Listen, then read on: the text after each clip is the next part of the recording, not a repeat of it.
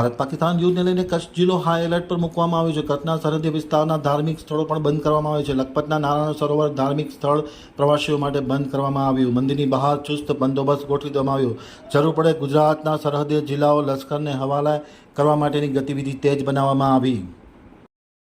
ભારત પાકિસ્તાન યુદ્ધને લઈને કચ્છ જિલ્લો high alert પર મૂકવામાં આવ્યો છે. કચ્છના સરહદીય વિસ્તારના ધાર્મિક સ્થળો પણ બંધ કરવામાં આવ્યા છે. લખપતના નારાયણ સરોવર ધાર્મિક સ્થળ પ્રવાસીઓ માટે બંધ કરવામાં આવ્યું છે. સાવચેતીના પગલા રૂપે નારાયણ સરોવર મંદિર બંધ કરવામાં આવ્યું હોવાનું સંબંધિત તંત્રવાહકોએ જણાવ્યું હતું. મંદિરની બહાર ચુસ્ત પોલીસ બંદોબસ્ત પણ ગોઠવી દેવામાં આવ્યો છે. આવતા જતા તમામ વાહનોનું વ્યાપક પ્રમાણમાં ચેકિંગ કરવામાં આવ્યું છે.